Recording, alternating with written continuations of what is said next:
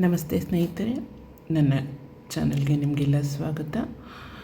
ನಾನು ನಿಮ್ಮ ರೇಖಾ ಕನ್ನಡತಿ. ಇಂದು ನಾವು ಕೆಲವು ಕನ್ನಡ ಸಾಹಿತ್ಯದ ವಿಚಾರಗಳನ್ನು ತಿಳ್ಕೊಳ್ಳೋಣ. ನಿಮಗೆಲ್ಲ ಇವು ಸಹಾಯ ಆಗುತ್ತೆ ಅನ್ನೋ, ಉಪಯೋಗಕ್ಕೆ ಬರುತ್ತೆ ಅನ್ನೋ ನಂಬಿಕೆ ನನಗಿದೆ. ಇವುಗಳನ್ನು ನೀವು ಓದಿ ನಿಮ್ಮ ಅನುಕೂಲಕ್ಕೆ ಉಪಯೋಗಿಸ್ಕೊಳ್ಬೋದು.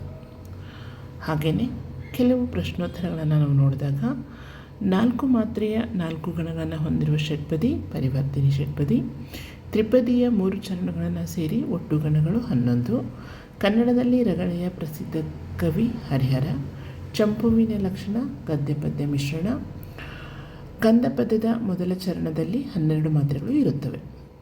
ವಿವೇಕ ಚಿಂತಾಮಣಿ ಇದು ಖಂಡಕಾವ್ಯ. ಪೊನ್ನ ಬರೆದ ಪುರಾಣದ ಹೆಸರು ಶಾಂತಿ ಪುರಾಣ. ಪಂಪನ ಆಶ್ರಯದಾತ ಅರಿಕೇಸರಿ.